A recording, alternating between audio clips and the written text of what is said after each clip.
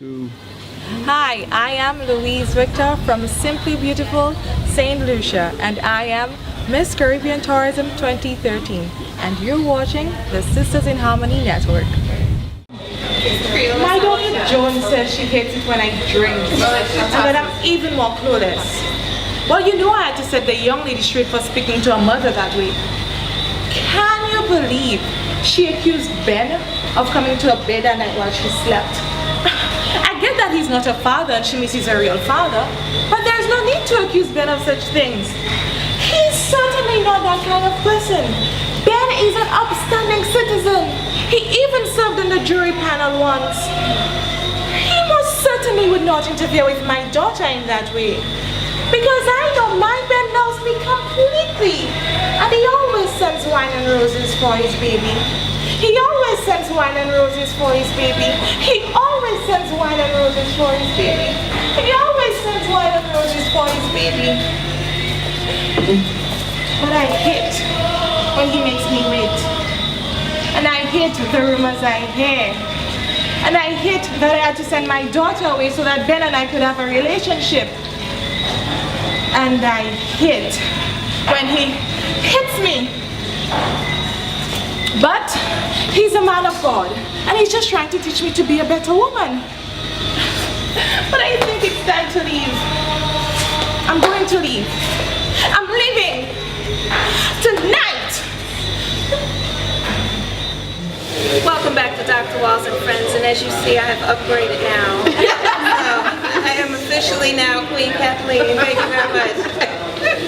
I've been practicing for years, as you know, from a very, very little person. Yeah, right. As I told people, I was not born a princess, I was always born a queen. All right. I recently heard someone say that princesses need to be saved, but queens run queendoms. That's what I said. So we just had a wonderful performance by Louise. Tell us about that performance.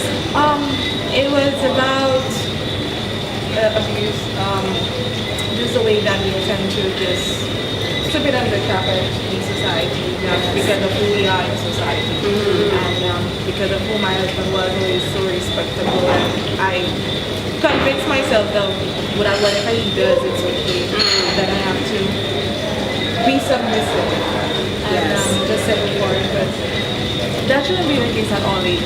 Just, you're beautiful, you're strong, you're a beautiful being. So there's no need to ever settle. Love yourself first. Don't allow anybody else to feel that, to tell you how much you should be loved. To love you, and then it just goes from there. That's right. That's a great message. A great message. And that's something that we should know from very early on, to love ourselves, to take our time, to know who we are, so that we can nurture that, and so that, as they say, treat others like you want to be treated. I always say treat yourself like you want others to treat you. Because the best way for me to teach you is to show you. See, I can show you better than I can tell you. I can tell you that I'm a queen, but I also have to show it by my actions. I have to treat myself that way. And so it is so important that we learn this from early on, so that it doesn't have to take 15, 20 years for us to be in a situation that's not healthy for us. So as we get ready to come to a close, which I really don't want to, but I know that there are so many events going on this evening, and I want to make sure everybody gets to where they need to go. What are some closing or encouraging words? We've done a lot already. But what are some encouraging words or final thoughts that you have for our audience members tonight? I just think just love yourself is the bottom line. At the end of everything, you can't control people's perception of yourself, but you can control your perception and what's happening to you internally. Yes. How you respond to whatever's handed to you.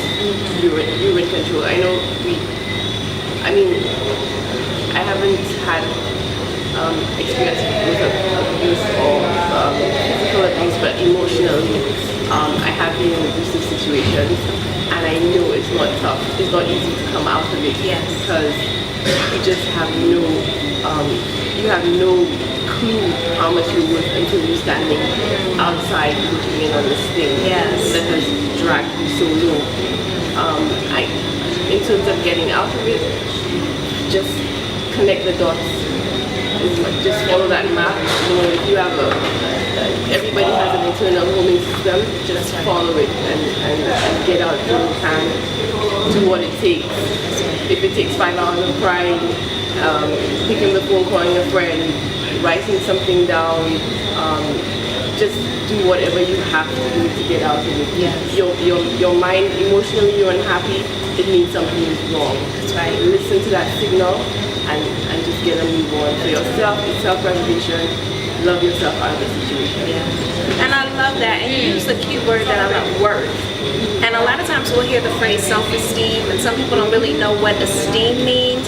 But if you use the word self-worth, we understand what worth means. We understand that means value. We value cars, we value jewelry, we value tiaras and crowns. There's certain things that we value, and when we value these things, we take extra care of them. We take precaution. And we have to value ourselves more than anything. We are priceless. And when you understand that you're priceless, then you're not going to do anything or be with anyone who's going to chip away at your value. And if it has happened, you have to get up and clean yourself off. Like I tell people, if there's a $100 bill on this table, crisp and clean, fresh out the bank, you'll take it, right? If you're walking down the street and you see a $100 bill and it's covered in mud, but you peep that that's a $100 bill, are you gonna leave it there? Or you gonna pick it up with something and find some way to clean it off? It has not lost its value. It just needs to be cleaned off. So I love the fact that you use the word worth. Other thoughts, other words of inspiration? I want you to know that you are not ordinary. And you're teaching myself that we're ordinary. All trends. Yes. 95% that you don't have to, you're not a product of yourself. You have to be in line with them. And this is trying to better have your goals, have your aspirations. Don't allow anyone to manipulate you. Yes. You know what you want, then and go for it. That's right. There's a teacher that I work with back in the States, hello, Miss Wilson, and she says, don't let your uniqueness be your weakness. I like that. We had a chorus. Other closing thoughts. I think for me, the thought I would like to leave with the young minds or anybody listening is predominantly that from my experience, I realize that there's this negative voice that exists within us, in our mind, and sometimes it's fed from the outside world and is strengthened by the things that are said on the outside world that wants us to believe that we are not magnificent. And I think giving into that thought pattern, that negative thought pattern, is what will be our greatest weakness. Yes. Shutting it out and allowing it to just pass away and return back to the dust heap from which it came is probably the most empowering thing we can do for ourselves. Yes. Because we are magnificent. That's right. And that is the truth. And recently when I spoke to some students at the current secondary school, and I said, you're not saying a lie when you say I'm beautiful, You're not trying to make yourself beautiful. That's right. You're just acknowledging the truth. That's right.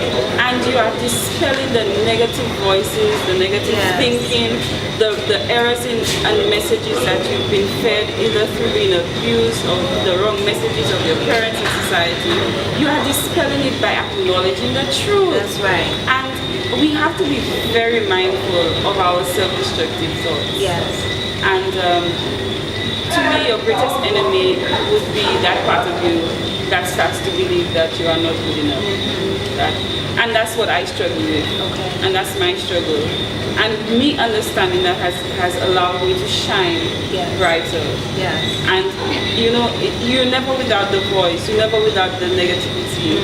But the moment you start to believe it, you dull your light. That's right. The moment you realize what it is and you put it aside, you allow it to fall, That's right. you start to bring yourself up again. You know? So I just want to encourage persons that from my opinion as a nurse, every disorder starts from believing in that negativity, including anxiety, depression, which I have suffered with. Everything starts from giving weight to what has no weight. Yes. You know? Yes. Yeah. So I that's feel what I have to say. compelled to add to what she said because of what was said at church on Sunday. Okay. And they spoke about the seed within us. Yes. And I understand energy. And like she was saying, we need to learn how to dispense the negative energy. And that will make those things that think of yourself as a seed. And you know, like it's like a bamboo tree, and you water and water and water, and you don't see anything. Yes. Right. You will not always see things come out of it, but nurture that seed. Yes. Give that seed all the nutrients it needs, all the good things. The minute you send negative thoughts to the seed, that's what will happen to the seed. Yes. So the minute you say, oh, I don't think I might, so I won't, that alone is a negative energy. Start saying, yes, I will. This will happen. So learn to speak things into your seed, and it will grow. I love it. We're just going to take a quick pause and come back with the last final words, last words of inspiration. That'll be on camera. Words don't stop. Can't stop, won't stop. All right. We'll be back in a moment.